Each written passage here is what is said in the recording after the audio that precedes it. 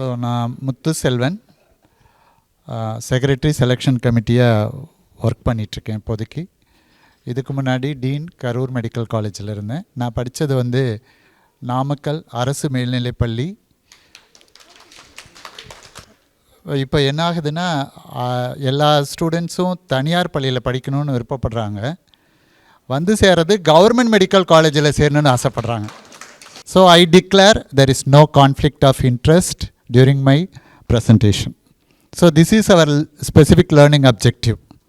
The first one is overview of the medical college, application to different courses, method of applying, counseling and choice filling and other opportunities, and reservation policy and internal allotment. So நம்மளுடைய selection, medical selection எப்படி நடக்குதுன்னா, reservation policy, NMC guidelines, அதாவது national medical commission guidelines. That is the guidelines which we have to follow throughout India. And MCC is Medical Counseling Committee. All India counselling எல்லாம் அதுதான் conduct பண்ணிகிட்ருக்கு. யூஸ்வலாக first all India conduct பண்ணி முடிக்கும் first ரவுண்டை, நம்ம second round ஆரம்பிப்போம் அந்த மாதிரி. So அந்த கைட்லைன்ஸும் ஸ்டேட் கைட்லைன்ஸும் பேரலாக போகும். But little gap in between. அப்புறம் amendments as per law, because நிறைய கோர்ட் கேசஸ்லாம் வருது. என்ன ரீசன் அப்படின்னா, நாம் மெடிசனை ரொம்ப ஹை லெவலில் வச்சிட்ருக்கோம். நான் பர்சனலாக என்ன ஃபீல் பண்ணுறேன்னா, all courses are equal. You must excel in that course. ஆனால் எல்லோரும் என்ன நினைக்கிறாங்க, நான் டாக்டராலே என் பிள்ளையாவது ஆகட்டும் அப்படின்னு நினைக்கிறாங்க. அதனுடைய விளைவு என்ன ஆகுது அப்படின்னா, காம்படிஷன் அதிகம், ஏமாற்றங்கள் அதிகம். புத்தர் சொன்ன மாதிரி ஆசை அதிகமான துன்பங்களும் அதிகமாக தான் இருக்கும். நான் சொல்ல தேவையில்லை உங்களுக்கு. அதனால் அமெண்ட்மெண்ட்ஸ் நிறையா வருது. இப்படி பண்ணது தப்பு, இப்படி பண்ண தப்புன்ட்டு. இது ஓவராலாக பார்த்தீங்கன்னா, total number of colleges affiliated to Tamil Nadu doctor MGR medical university. நான் ஏன் இதை ஸ்பெசிஃபிக்காக சொல்கிறேன்னா, டீம்டு யூனிவர்சிட்டியும் இருக்குது தமிழ்நாட்டில், ப்ரைவேட் யூனிவர்சிட்டியும் இருக்குது. பட் செலெக்ஷன் கமிட்டியோட responsibility only to select admission or select process வந்து ஒன்லி தமிழ்நாடு மெடிக்கல் எம்ஜிஆர் யூனிவர்சிட்டியினுடைய அஃபிலியேட்டட் காலேஜஸ்க்கு மட்டும்தான் நாங்கள் பண்ண முடியும். அதில் கவர்மெண்ட்டில் 37 காலேஜஸ் இருக்குது. செல்ஃப் ஃபைனான்சிங் வந்து 19 இருக்குது. ப்ரைவேட் யூனிவர்சிட்டி வந்து இந்த தடவை வருஷம் மட்டும் சுப்ரீம் கோர்ட் ஆர்டர் மூலமாக அவங்க 2 பேரும் எங்களை செலக்ட் பண்ண சொல்கிறாங்க. பட் கோர்ஸ் கண்டக்ட் பண்ணுறது, டிகிரி அவார்ட் பண்ணுறதெல்லாம் அந்த யூனிவர்சிட்டி, இது ப்ரைவேட் யூனிவர்சிட்டி. இது தமிழ்நாடு எம்ஜிஆர் யூனிவர்சிட்டி வந்து டிகிரி கொடுக்குற மற்றது எல்லாமே 37 + 19, ஆல்மோஸ்ட் 58 காலேஜஸ் நம்மளுடைய செலெக்ஷன் ப்ராசஸ் வருது. இதில் சீட்ஸ் பார்த்திங்கன்னா 4,328 அண்டு 1,644. Private university 150. இத்தனை இதுக்கும் selection committee is responsible to select candidates. BDS admission அதே மாதிரி தான். கவர்மெண்ட்டில் 2 காலேஜ் இருக்குது, ப்ரைவேட்டில் 20 காலேஜ் இருக்குது.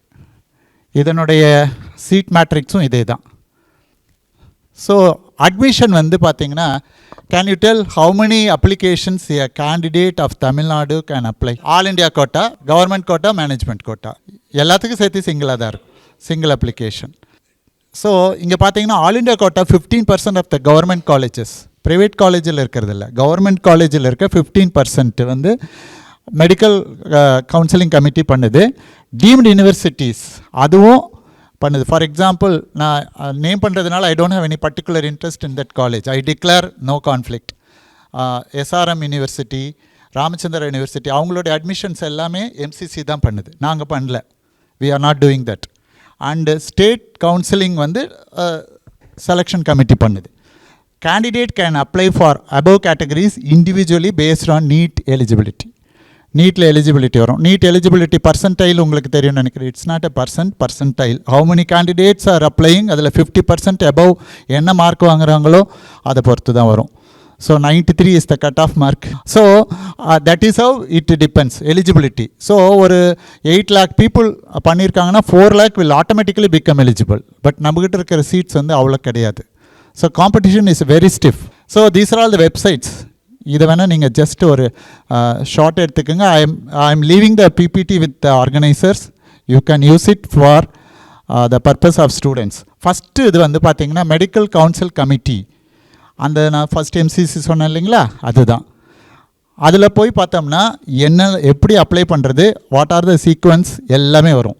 செகண்ட் வந்து selection committee, what we are doing, Tamil Nadu medical selection .net, family welfare department tnhealth.tn.gov.in, அப்புறம் எம்ஜிஆர் யூனிவர்சிட்டி. பிகாஸ் ஒரு மெடிக்கல் காலேஜ் ஆரம்பித்தாங்கன்னா கவர்மெண்ட் ஆர்டர் இருக்கணும், ரெண்டாவது அஃபிலியேஷன் டு மெடிக்கல் காலேஜ் இருக்கணும், மூணாவது என்எம்சி வந்து சர்டிஃபிகேட் கொடுக்க வேண்டியிருக்கும். 3 இருந்தால் தான் மெடிக்கல் காலேஜ் ரன் பண்ண முடியும். First year, second year, third year, fourth year and final review, இதுக்கெல்லாம் பர்மிஷன் வாங்கணும். அப்புறம் ஃபுல் ரெகக்னிஷன் கொடுத்துருவாங்க. அப்புறம் எவ்ரி 5 இயர்ஸ் ரெகக்னிஷன் வரணும். So recognition why it is important, உங்கள் டிகிரியை நீங்கள் வந்து ரெஜிஸ்டர் பண்ணணும். ஆஃப்டர் எம்பிபிஎஸ் ரெஜிஸ்டர் பண்ணணும்னா ரெகக்னைஸ்டு மெடிக்கல் காலேஜில் இருந்தால் மட்டும்தான் நீங்கள் ப்ராக்டிஸ் பண்ண முடியும். So that is the reason. So நம்ம என்ன பண்ணணும்னா அது வந்து காலேஜ் ரெகக்னைஸ்டு காலேஜாக இல்லையான்னு நம்ம அவசியம் தெரிஞ்சு வச்சுக்கணும். கவர்மெண்ட் காலேஜில் ஈஸியாக இருக்கும் ரெகக்னிஷன், ப்ரைவேட் மெடிக்கல் காலேஜஸில் பார்த்துக்கிட்டே இருக்கணும். நாம் ஒரு வருஷம் வாங்கின ரெகக்னிஷன் அடுத்த வருஷம் வாங்காமல் கூட இருப்பாங்க, வாங்காமல் அட்மிஷனே இல்லாமல் இருக்கும். But Tamil Nadu medical university only permission வாங்கின காலேஜினுடைய சீட் மேட்ரிக்ஸ் மட்டும்தான் எங்களுக்கு தருவாங்க. Selection committee is only a agency of selecting people, nothing else. We don't have any other extra powers or something like that. அதுவும் நீங்கள் ஞாபகம் வச்சுக்கோங்க. இங்கே ministry of the health and family வெல்ஃபேருடைய வெப்சைட், நேஷ்னல் மெடிக்கல் கமிஷனுடைய website, that is the governing body. It devises the guidelines for all the medical colleges. And national board of examination, நீங்கள் சில இது பார்த்துருப்பீங்க, டிப் அண்ட் பின்னு போட்டிருப்பாங்க, diplomate in national board, master degree எல்லாம் அது தனியாக ஒரு பாடி. That is an equivalent degree MD MS மாதிரி. அது வந்து நேஷ்னல் போர்ட் ஆஃப் எக்ஸாமினேஷன்ஸ். அடுத்து நேஷ்னல் டெஸ்டிங் ஏஜென்சி, இதுக்கு தான் அவங்க நீட்டில் அப்ளை பண்ணுறாங்க. நீட்டு ஸ்கோர் வந்து என்ன ஆகும்னா பப்ளிஷ் பண்ணிடுவாங்க. அந்த ஸ்கோர்னுடைய சாஃப்ட் டேட்டா, சாஃப்ட் டேட்டா வந்து நாங்கள் வாங்கி வச்சுக்குவோம். That takes some time for us. அவங்க ரிசல்ட் எல்லாம் போட்டு கவுன்சிலிங் ஆரம்பித்து அந்த டேட்டா வச்சு தான் நாங்கள் கம்பேர் பண்ணுவோம். நான் ஆல்மோஸ்ட் 15 என்ட்ரன்ஸ் எக்ஸாம் எழுதினேன். But I got selected in only few.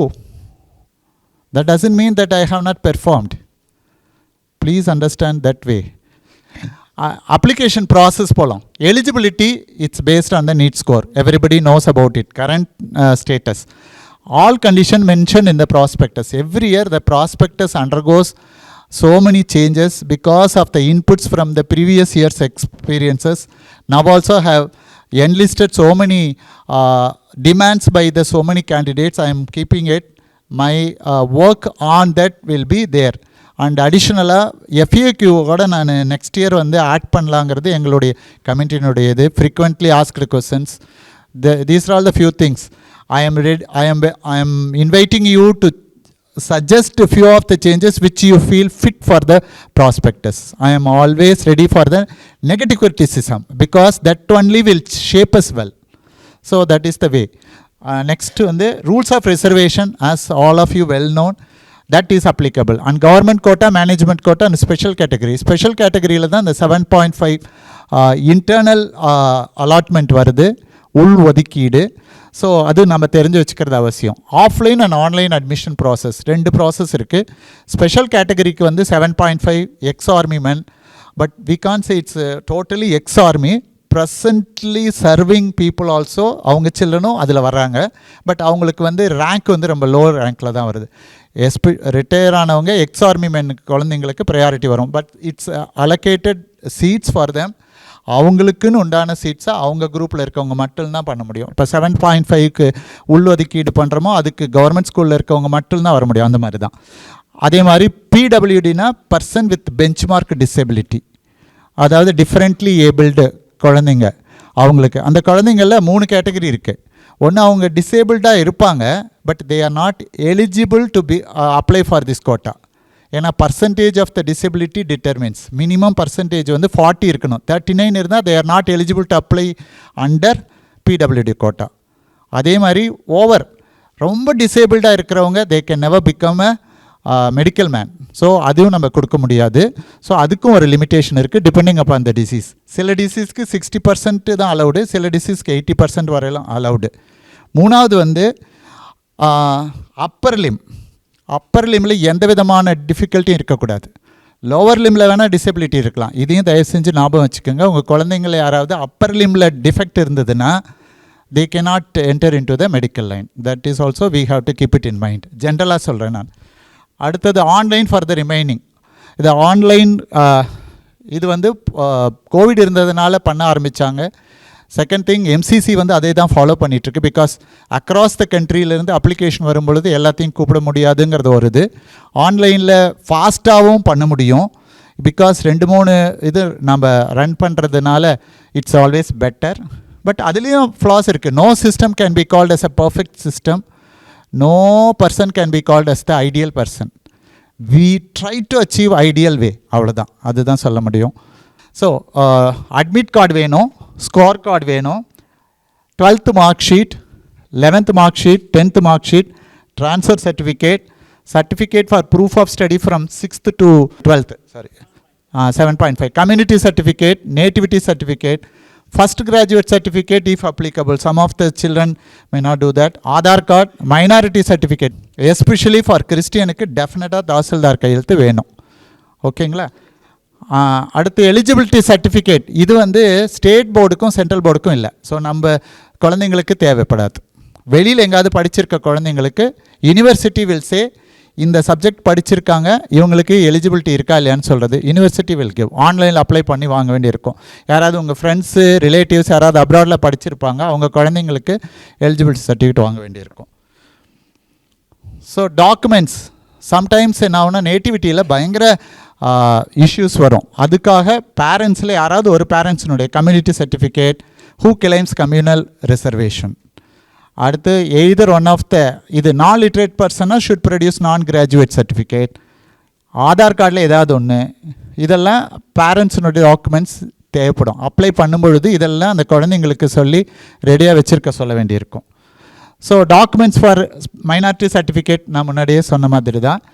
என்ஆர்ஐக்கு வந்து நான் ரெசிடென்ட் இண்டியன், அவர் அங்கே படிச்சிருக்கும்போது அங்கே இருக்கிற ஃபார் எக்ஸாம்பிள் ஒருத்தர் கனடாவில் படிச்சிருக்காருன்னா கனடா எம்பசியிலேருந்து லெட்டர் வேணும், இவர் வந்து நான் ரெசிடென்ட் இண்டியன் அப்படிங்கிறது. அப்புறம் அவங்க குழந்தை, அவங்க ரிலேட்டிவ் அப்படின்னு சொல்கிறதுக்கான சர்டிஃபிகேட் வந்து notary public of that particular country, அது வேணும். ஓசிஐ கார்டுனா ஓவர்சீஸ், இது வந்து ஓசிஐ கார்டு ஹோல்டர்ஸ்க்கு வேறு எதுவும் தேவையில்லை, அந்த கார்டு இருந்தாவே போதும். ஃபீஸ் ஸ்ட்ரக்சர் பாருங்கள், இது கொஞ்சம் இன்ட்ரெஸ்டிங்காக இருக்கும். டியூஷன் ஃபீஸ் வந்து 13,610 for the MBBS, first MBBS students in the government medical college. Discontinuation fees 10 lakhs. MBBS விட்டுட்டு போனாங்கன்னா 10 lakhs ஃபீஸ், படிச்சுட்டு இருக்கும்போது பாதியில் விட்டுட்டு போனால். But no fees for the 7.5 government quota applicants. இது வந்து பாருங்கள் கவர்மெண்ட் கோட்டா இந்த செல்ஃப் ஃபைனான்சிங்கில் பாருங்கள் 4.5. நிறைய ஹாட் நியூஸ்லாம் வந்துட்டுருக்கு இப்போது, எக்ஸ்ட்ரா கலெக்ட் பண்ணுறாங்கன்னு சொல்லிட்டு. ஸோ இது வந்து நிறைய கம்ப்ளைண்ட்ஸ் வருது. We are sending to the government is forming a team to surprise check and penalise them, to write to the NMC to என்ன சொல்லலாம், அவங்கள வந்து ரெகக்னிஷனை டிபார் பண்ணுறதுக்கெல்லாம் they are doing the process. அப்புறம் இதுலேயும் டிஸ்கண்டினியூஷன் 10 lakhs வரும். இது வந்து management quota, you don't bother about that. வேணா நம்ம குழந்தைங்க மேனேஜ்மெண்ட் கோட்டாவுக்கு போய் கொடுக்குற அளவுக்கு I don't think 13 lakhs and 50,000 rupees tuition fees. NRIக்கு வந்து 24 lakhs and 50,000 per year, sir. Per year. I still remember, என்னுடைய செலவு எவ்வளோ ஆச்சு தெரியுங்களா? 22,500 ரூபாய் ஆச்சு ஃபார் த என்டையர் கோர்ஸ். அது வந்து 1981 81 to 87. அப்போது வந்து 22,500 rupees என் டைரியில் நான் எழுதி வச்சுருந்தேன். நான் ஃபுல்லாக ஃபஸ்ட் இயர்லேருந்து இன்ஜினியரிங் காலேஜில் சேர்ந்து செலவு பண்ணது போக மீதி எல்லாம் சேர்த்து அவ்வளோதான். அதில் எனக்கு 15,000 rupees மெரிட் ஸ்காலர்ஷிப்பாக வந்தது. ஸோ என்னுடைய ஃபீஸ் வந்து பார்த்தீங்கன்னா 7,500 தான் MBBS. ஃபேஸஸ் ஆஃப் கவுன்சிலிங் எப்படி எத்தனை தடவை நடனா 4 தடவை நடக்கும். ஃபஸ்ட்டு 2 கவுன்சிலிங் தான் சேஞ்ச் பண்ண முடியும். ஒரு சீட்டு வாங்கிட்டு எப்பவுமே நம்மளுக்கு நம்ம வாங்கியிருக்க செல்ஃபோனை எடுத்துகிட்டு போவோம், ஆனால் பக்கத்தில் வச்சுருக்கிற ஒரு செல்ஃபோன் நம்மளத விட அழகாக இருக்க மாதிரி இருக்கும். அந்த குணம் எல்லாத்துக்குமே இருக்குது. அதனால தான் ஃபஸ்ட் கவுன்சிலிங்கில் என்ன தான் சேர்ந்தாலும் செகண்ட் கவுன்சிலிங் அதாவது அப்லிஃப்ட் வருமானு பார்ப்பாங்க. என்னை பொறுத்தவரையில் all colleges are equal. I have worked in Villupuram medical college, Chengalpattu, KMC, MMC, Stanley, Karur, Krishnagiri, இத்தனையிலையும் நான் ஒர்க் பண்ணியிருக்கேன். பட் இத்தனையிலும் ஒர்க் பண்ணாலும் எனக்கு ஒன்றும் பெரிய டிஃப்ரென்ஸ் இல்லை. Students are students, teachers are teachers. Do you think you change your quality? ஒன்றுமே கிடையாது. பட் மக்களுக்கு வந்து நான் என்ன பண்ணுறேன், யூஜிக்கு மட்டும் நான் என்ன சஜஸ்ட் பண்ணுவேன்னா, பக்கமாக வீட்டுக்கு பக்கமாக இருக்கிற காலேஜ் தான் பெஸ்ட் காலேஜ். எஸ்பெஷலி சின்ன காலேஜ் வந்து அவங்க உங்களை தங்க மாதிரி வச்சுக்குவாங்க. என்னென்னா எம்எம்சியில் வந்து மாஸ்டர் டிகிரி இருக்குது, சூப்பர் ஸ்பெஷாலிட்டி இருக்குது, அதுக்கு நடுவில் இந்த குழந்தைங்களை கவனிக்கிறதுக்கு கூட டைம் இருக்காது. So please always encourage them to the nearby college. That's always better. அது வந்து செகண்ட் ரவுண்டில் ஒரு அலாட் ஆகிட்டு ஜாயின் பண்ணிட்டாங்கன்னா they cannot go to the mop up round. அதனால ஞாபகம் வச்சுக்கோங்க, ஜாயின் பண்ணிட்டா ஓகேங்களா.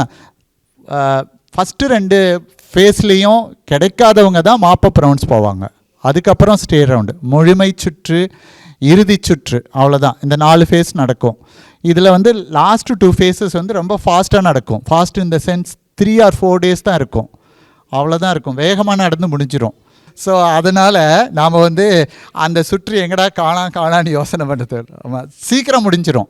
ஸோ நாம் வாட்ச் பண்ணிக்கிட்டே இருக்கணும். வெப்சைட்டை வந்து டெய்லி வாட்ச் பண்ண சொல்லணும் உங்கள் குழந்தைங்கள டெய்லி.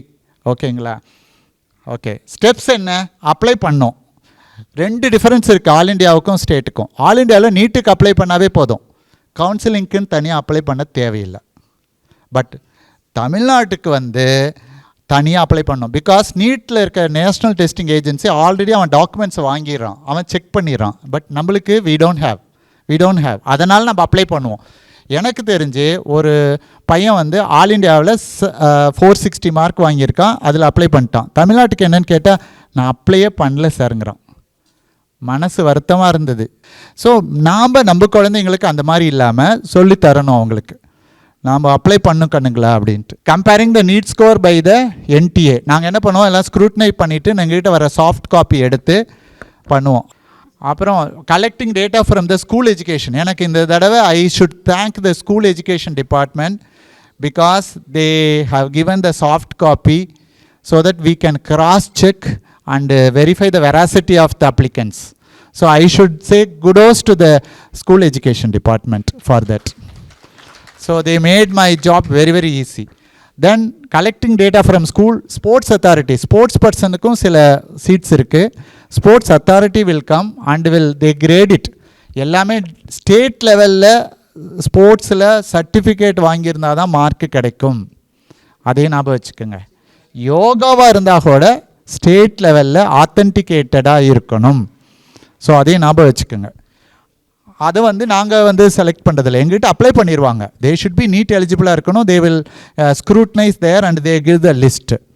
அடுத்து எக்ஸ்ஆர்மி மென், ஐஆர்டிங்கிறது இன்ஸ்டியூட் ஃபார் ரோடு டிரான்ஸ்போர்ட். அவங்க வார்ட்ஸுக்குன்னு ஒரு சீட்ஸ் இருக்குது. அது வந்து அவங்க குழந்தைங்க மட்டும் அப்ளை பண்ணும், அவங்களும் அப்ளை பண்ணணும், எங்கள்கிட்ட அப்ளை பண்ணோம். பட் அந்த list will be given by them. We will prepare the list. அடுத்து we will release the merit list. அதை ரிலீஸ் பண்ணுறதுக்குள்ளார எங்களுக்கெல்லாம் ஏதாவது தவறு இருக்குமான்ட்டு ஃபுல்லாக பார்க்க வேண்டியிருக்கும். ஓகே, அதுக்கப்புறம் online choice filling. I don't say it's a counselling, it's a choice filling. You give enlist all the choices. 58 colleges இருக்குது. 58 காலேஜஸையும் தயவு செஞ்சு ஃபில் பண்ண சொல்லுங்கள் in their order of preference. எனக்கு 3 காலேஜ் மட்டும் போட்டால் நெக்ஸ்ட்டு கவுன்சிலிங் அந்த 3 காலேஜில் சீட் இல்லாட்டி யூ ஆர் அவுட். ஸோ அதை மட்டும் ரொம்ப ரொம்ப முக்கியமாக சொல்கிறேன், ஞாபகம் வச்சுக்கோங்க. அடுத்தது release of the allotted applicants. யாரெல்லாம் எலிஜிபிளுங்கிறத அனுப்புவோம். அப்புறம் செகண்ட் ஃபேஸ் இதே தான் ரிப்பீட் ஆகும். யாருக்கெல்லாம் அலாட் ஆகிருக்கோ ரிலீஸ் ஆகும். ஃபார் எக்ஸாம்பிள் ஒரு தம்பி வந்து 100வது ரேங்க் இருக்கார், அவர் 57வது காலேஜாக எம்எம்சி போட்டிருக்காரு. Still he may get it because of his rank. So ஆனால் 56 முன்னாடி சீட் இருந்ததுன்னா அவருக்கு எம்எம்சி கிடைக்கிறது பதில் அதுக்கு முன்னாடி இருக்க சீட் தான் கிடைக்கும்.